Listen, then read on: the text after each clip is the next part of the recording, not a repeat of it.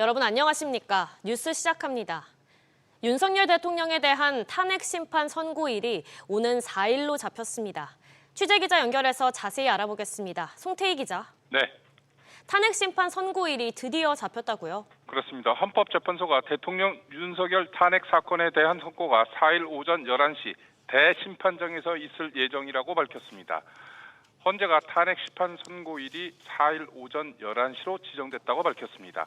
헌재는 또 생중계와 일반인 방청을 허용한다고 밝혔습니다. 이에 앞서 정청래 국회 법사위원장은 헌법재판소로부터 윤석열 대통령 탄핵 심판 선고일이 4일 오전 11시로 지정됐다는 공문을 받았다고 밝혔습니다. 이로써 지난해 12월 14일 국회에서 탄핵 소추안이 통과된 뒤 111일 만에 탄핵 심판이 선고됩니다. 헌재가 탄핵 소추를 인용하면 윤 대통령은 파면됩니다. 기각 각하할 경우 즉시 직무에 복귀합니다. 파면 결정에는 현직 재판관 8명 중 6인 이상의 찬성이 필요합니다. 송 기자, 관련 내용 다시 한 번 더 자세하게 짚어주시죠. 네, 헌법재판소가 방금 전 대통령 윤석열 탄핵 사건에 대한 선고가 4일 오전 11시 대심판정에서 있을 예정이라고 밝혔습니다. 헌재는 또 생중계와 일반인 방청을 허용한다고 밝혔습니다. 한편 극심한 혼란에 대비해 경찰은 탄핵 심판 선고 당일 최고 단계 비상령인 가포 비상을 발령하고 전국의 경찰력을 총동원하기로 했습니다. SBS 비즈 송태희입니다. 고물가 속에 경기 우려가 커지면서 소비자들이 필수 품목 외엔 지갑을 닫고 있습니다. 의류와 여가 활동 중심으로 소비가 위축된 것으로 나타났는데요. 신채영 기자.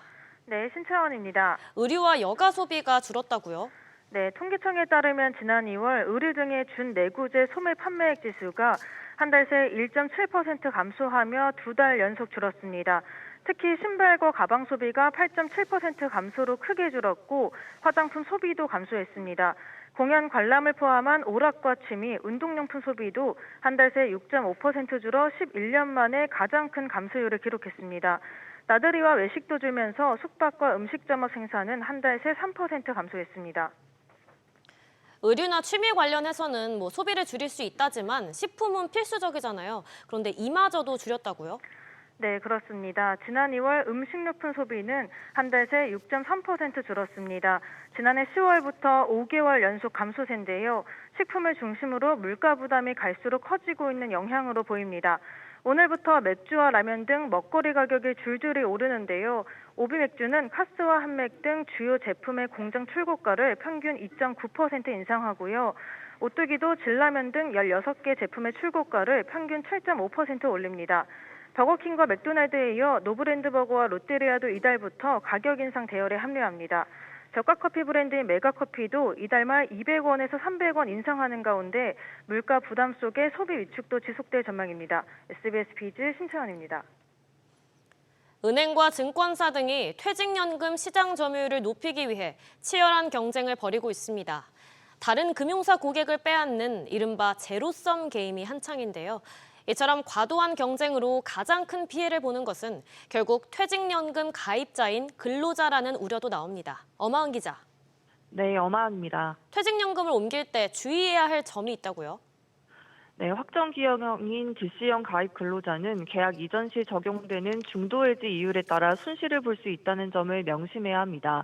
대다수의 퇴직연금 가입자는 원리금 보장 상품을 선택합니다. 만기 또는 퇴직 시 해지할 경우 약속된 금리를 받을 수 있지만 금융사 간 계약 이전은 중도해지로 간주됩니다. 때문에 당초 약속된 금리보다 훨씬 낮은 중도해지 이율이 적용돼 원래 금리의 50에서 90% 수준에 그치는 경우도 있습니다. 만약 가입 시 연 5%의 금리를 약속받았더라도 계약 이전 시에는 연 2.5에서 4.5% 수준의 금리만 받을 수 있는 겁니다. 디폴트 옵션 상품 역시 계약 이전 시 기존 투자 기간에 대해 낮은 금리가 적용되고 새롭게 가입하는 금융기관의 원리금 보장 상품 금리마저 기존보다 낮아 이중으로 손해를 볼 가능성이 있습니다. 그런데 퇴직연금 시장에서 이렇게 금융사들 간의 경쟁이 심화되는 이유는 뭔가요? 금융사들의 수수료 수익 구조가 원인입니다. 현재 퇴직연금 사업자들은 적립금 규모에 따라 수수료를 받습니다. 금융사 입장에서는 신규 가입자 유치보다 이미 적립금을 보유한 타사 고객을 빼앗는 것이 유리한 건데요. 전문가들은 퇴직연금 가입자들이 계약 이전 권유에 섣불리 따르기보단 자신의 노후 자산을 보호하기 위해 신중하게 결정해야 한다고 강조합니다. SBS 비즈 엄하은입니다. 이런 가운데 국민연금을 600만 원만 납부하고도 1억 원 넘게 수령한 사례가 공개되면서 진위 논란이 일었는데요. 확인 결과 실제 사례였습니다. 최근 국회를 통과한 연금 개혁안을 두고 젊은 세대의 불만이 높아진 상황인 만큼 해당 사례를 두고 갑론을박이 벌어지고 있습니다. 김기송 기자. 네, 김기송입니다. 우선 해당 사례가 진짜였다고요? 네, 그렇습니다. 국민연금을 600여만 원만 내고 1억 원 넘게 수령한 사례가 확인됐습니다. 오지서 당사자는 8년 3개월 동안 657만 원 정도를 납부했고 2001년부터 지난해 1월까지 약 23년 동안 1억 1,800만 원을 받았습니다. 국민연금은 원래 10년 이상 보험료를 내야 연금을 받을 자격이 생기는 만큼 조작 가능성도 제기됐지만 이 국민연금공단 측 확인 결과 이 연금 수혜 당사자는 5년 이상만 보험료를 내면 되는 특례 노령연금 해당자였습니다. 국민연금 도입 당시 이미 40대 후반에서 50대였던 사람들은 납입기간 10년을 채우기 어려웠기 때문에 예외를 둔 겁니다. 이 같은 사례가 전해지면서 이준석 개혁신당 의원은 미래의 세금과 재정 부담을 떠넘기면서 현재의 표를 얻는 복지 정책을 실행한다면 혼지 사기와 다를 바 없다고 비판했습니다. 연금 개혁안을 두고 이제 2030 세대의 반발도 나오고 있는데 내일 연금 개혁 특위가 출범하죠. 네, 그렇습니다. 국회 연금개혁특위는 서울 여의도 국회 본관에서 첫 회의를 열고 공식 발족할 계획입니다. 앞서 국회는 지난달 20일 연금개혁 특위 구성안과 함께 소득대체율과 보험료율을 각각 43%, 13%로 인상하는 모수 조정안을 여야 합의로 통과시켰습니다. 다만 2030 세대의 반발이 이어지면서 자동조정장치 등의 구조적 개혁의 필요성이 제기되고 있는 상황인데요. 다만 특위 구성원 가운데 젊은 세대를 대표할 위원은 30대 4명뿐이어서 청년 의견이 적절히 반영돼 구조개혁에 힘이 실리기는 어렵다는 지적도 나옵니다. SBS 비즈 김기송입니다. 한덕수 대통령 권한대행 국무총리가 상법 개정안의 제2요구권을 행사했습니다. 반면 18년 만에 국회를 통과한 연금 개혁안을 담은 국민연금법 개정안은 통과됐습니다. 취재기자 연결합니다. 우영준 기자. 네, 우영준입니다. 한덕수 대통령 권한대행이 기업인들의 요구대로 상법 개정안에 대해 제2요구권을 행사했다고요? 네, 상법 개정안은 이사의 충실 의무 대상을 회사에서 주주까지 확대하는 내용이 주된 골자입니다. 여당과 재계는 기업 부담을 가중한다며 거부권 행사를 요청해 왔는데요. 한덕수 권한대행은 거부권을 행사하며 현실에서 어떤 의사결정이 총주주 또는 전체 주주의 이익을 공평하게 대우하는 것인지 법률안의 문헌만으로는 명확하게 판단하기 어렵다고 말했습니다. 또 기업의 경영 의사결정 전반에서 이사가 민형사상 책임과 관련한 불확실성에 직면하게 되면서 적극적 경영활동을 저해할 소지가 높다고도 말했습니다. 대안으로 한 권한대행은 자본시장법 개정을 정부가 대안으로 제시한 적이 있다며 상장회사 중심으로 단계적으로 적용 범위를 확대해 나가는 것이 우리 현실에 더욱 적합할 것으로 판단된다고 제안했습니다. 반면 국민연금법 개정안은 통과가 됐죠. 네, 그렇습니다. 한 대행은 오늘 심의를 거쳐 공포되는 법안은 지난 2022년 8월 정부가 모수개혁과 구조개혁의 방향성을 제시한 뒤 2년 7개월 만에 도달한 결실이라고 평가했습니다. 국민연금법 개정안은 보험료율을 9%에서 13%로 소득대체율을 41.5%에서 43%로 상향한 것을 주요 내용으로 하며 오는 2026년 1월 1일부터 시행됩니다.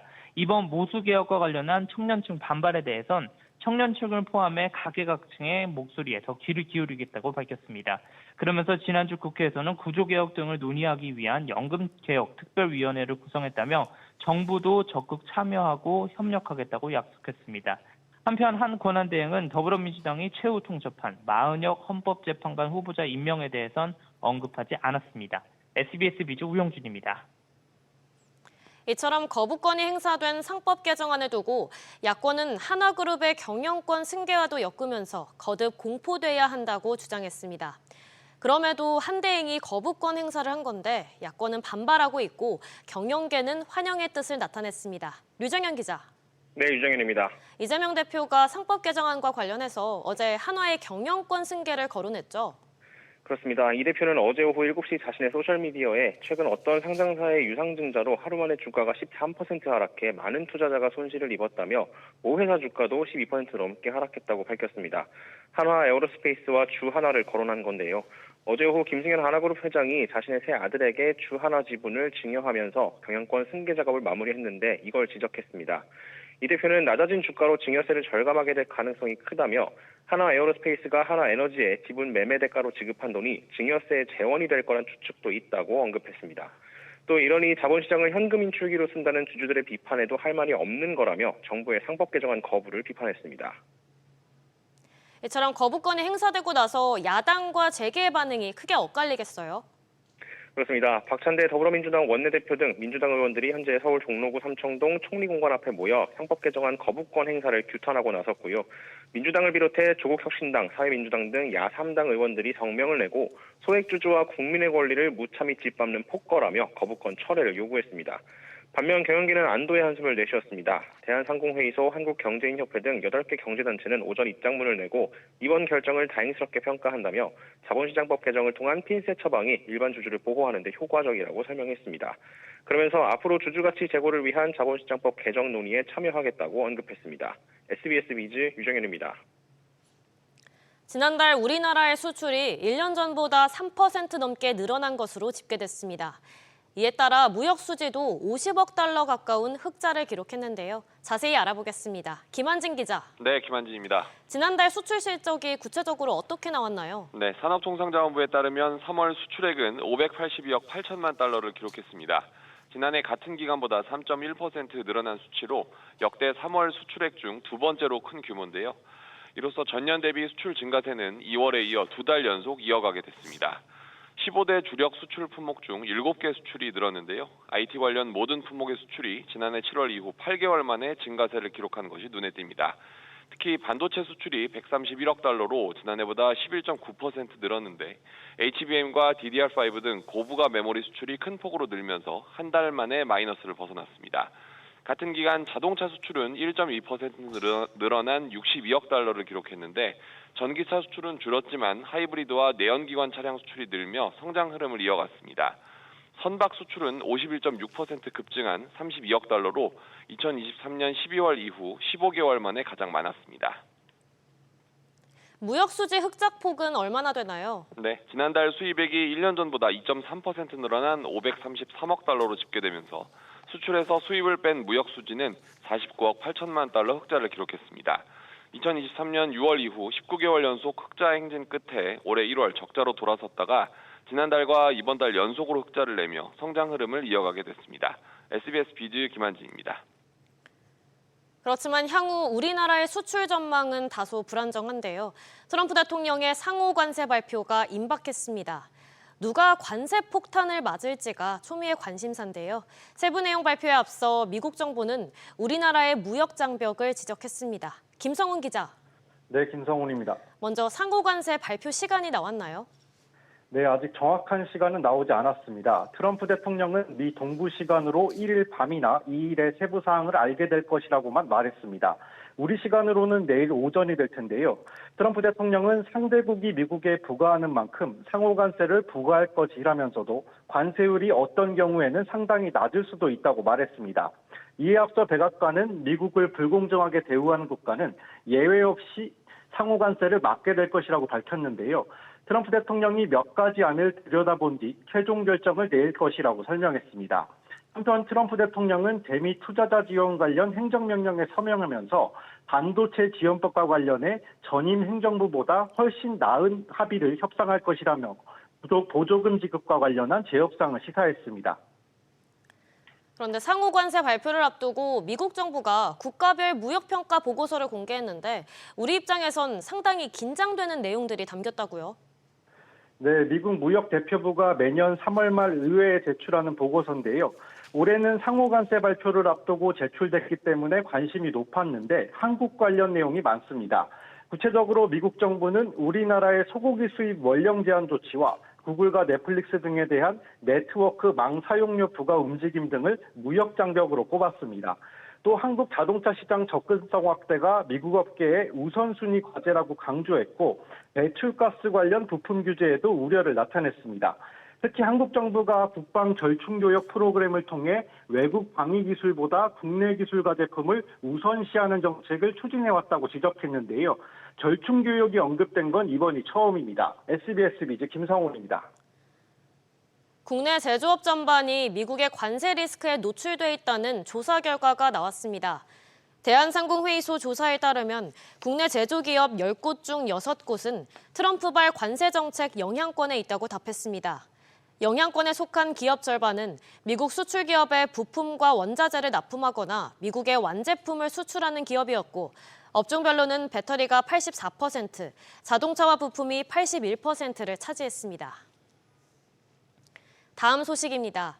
최근 900억 원에 육박하는 부당대출이 뒤늦게 적발되면서 논란이 일자 기업은행이 외부 전문가로 구성된 IBK 쇄신위원회를 꾸렸습니다. 국책은행이 어떻게 그러냐는 지적이 이어지면서 금융공공기관들에 대한 전반적인 여론은 악화된 상황인데요. 이에 다른 국책은행 등이 셀프 기강 다잡기에 나섰습니다. 오수영 기자. 네, 오수영입니다. 금융공기업들이 이제서야 후속 조치에 들어갔네요. 그렇습니다. 한국수출입은행과 신용보증기금이 동시에 내부 통제 점검을 위한 긴급 공고를 냈습니다. 수출입은행은 리스크 관리 시스템 적합성 검증, 그리고 신용보증기금은 부실 예측 모형 리모델링이라는 제목의 외부 용역 공고를 각각 어제 낸 건데요. 기업은행 부당대출과 일부 부실 발생에 따른 리스크 관리 실패를 반면교사 삼아 이 같은 사례를 미리 방지하려는 움직임으로 풀이됩니다. 지금 시점에 이 같은 외부 용역을 진행하는 배경에 대해 수출입은행은 신뢰도 제고를 위해서라고 밝혔습니다. 신용보증기금도 부실 예측 모형 리모델링을 원래도 비정기적으로 해왔다면서도 기존 모형의 실효성이 낮아졌다고 판단될 때 실시를 해왔고 내부적으로 진행할 때도 있었지만 이번에는 외부 용역을 의뢰해서 하기로 결정했다고 설명했습니다. 그런데 금융당국도 이제 기업은행 사례를 총매로 해서 이해관계자 거래 제한 가이드라인을 만들고 있잖아요. 관련 있는 움직임인가요? 기업은행 부당대출은 기업은행 퇴직자와 직원의 친인척 등 이해관계자들이 많이 개입된 사건입니다. 이에 금융당국이 원래는 구체적으로 명문화돼 있지가 못했던 점을 보완하려고 나선 건데요. 금융감독원 관계자는 이에 관련해서 실태조사는 오는 6월까지 반드시 끝내고 가이드라인 도출도 가능한 한 6월 안에 하려고 준비 중이라고 밝혔습니다. 다만 금융위원회 관계자는 수출입은행과 신용보증기금의 이번 용역에 대해 건전성 관리 측면에서 기관 자체적으로 하는 거라면서 금융위가 별도로 가이드를 주지는 않았다고 설명했습니다. SBS 비즈 오수영입니다. 임대차 시장에서 월세가 차지하는 비중이 처음으로 60%를 넘어섰습니다. 서울에서도 월세살이가 많지만 지방에서는 특히 빌라 세입자 대부분이 월세 계약을 맺을 정도입니다. 취재기자 연결해 자세히 알아보겠습니다. 윤지혜 기자. 네, 윤지혜입니다. 임차인 10명 중 6명은 월세 세입자라는 얘기잖아요. 네, 국토교통부가 발표한 2월 주택 통계에 따르면 올해 1월부터 2월까지 전국 전월세 신규 거래 가운데 월세가 차지하는 비중이 61%를 기록했습니다. 같은 기간 2021년 41%, 그 다음에는 47%였고 2023년 55%에 이어 지난해 57%로 급격하게 늘어났는데요. 올해 처음으로 60%를 넘어섰고 4년 만에 20%포인트 가까이 증가한 겁니다. 서울의 월세 비중만 놓고 봐도 65%입니다. 아파트 월세 비중은 매년 조금씩 높아지는데 빌라로 대표되는 비아파트 월세 비중은 큰 폭으로 증가했습니다. 특히 지방 빌라는 82% 넘게, 그러니까 대부분이 전세가 아닌 월세 계약을 하고 있다는 의미로 해석됩니다. 이처럼 전세의 월세화가 강해지는 이유는 뭡니까? 지난 2년간 전세 사기로 인해 빌라 전세에 대해 기피하는 현상이 뚜렷해졌습니다. 지방의 경우는 부동산 침체가 심각해지면서 월세화를 가속화시킨 측면이 있는 것으로 분석됩니다. 집값이 오르지 않는 상황에서 전세금을 올리기 어렵게 됐고 금리 인하로 예금 금리가 떨어진 점도 임대인들의 월세 선호에 영향을 미친 것으로 보입니다. 이런 상황에서 전세 보증금을 월세로 바꿀 때 월세를 얼마 받을지 계산하는 비율인 전월세 전환율이 높아지는 추세다 보니까 세입자들의 월세 부담이 커지고 있습니다. SBSB 윤재입니다. 금융감독원이 홈플러스 사태와 관련해서 MBK 파트너스에 대한 압박 수위를 갈수록 높이고 있습니다. 검사 기간과 인력을 늘리는 한편 이번 주부터 감리로 전환하면서 사기와 부정거래 의혹에 대한 조사를 강화하고 있습니다. 이민우 기자. 네, 이민우입니다. 금감원이 엄중한 조치를 예고했죠. 네, 금감원이 홈플러스 신용등급 강등 이전에 MBK 파트너스가 기업회생 절차 신청을 준비한 정황을 포착하고 조사 중이라고 밝혔습니다. 신용평가 등급 하향 가능성 인지, 기업회생 신청 경위 및 신청 등에 대해 그간 MBK와 홈플러스의 해명과 다른 정황이 발견되는 등 유의미한 진전이 있었음을 말씀드립니다. 금감원은 홈플러스 사태와 관련해 최근 검사 기간을 연장하고 검사 인력도 증원했습니다. 앞서 지난달 홈플러스가 기업회생 절차를 신청한 이후 금감원은 지난달 13일 신영증권과 신용평가사 두 곳을, 지난 19일에는 MBK 파트너스와 홈플러스 관계사, 그리고 지난 20일에는 홈플러스에 대한 회계감사에 들어선 바 있습니다. 금감원은 회계검사에 대해서도 회계 처리 기준 위반 가능성을 발견하고 이번 주부터 감리로 전환했습니다. 한편 신영증권 등에 대해서는 주관사 의무를 다했는지 들여다보고 있다고요? 네, 금감원은 MBK 파트너스와 홈플러스 이외에도 신영증권이 주관사로 충분한 의무를 다했는지, 신평사에 대해서는 신용평가 등급 상정 과정이 적절했는지를 살펴보고 있다고 밝혔습니다. 홈플러스 유동화 전단체를 판매한 신영증권 측은 오늘 오후 서울 남부지검에 홈플러스와 그 경영진을 대상으로 사기죄 고소에 나설 계획입니다. 한편 금감원은 지난달 하나에어로의 유상증자를 사실상 거절한 이후 수정된 정정신고서가 오는 대로 면밀하게 살펴보겠다고 밝혔습니다. SBS BG 이민우입니다.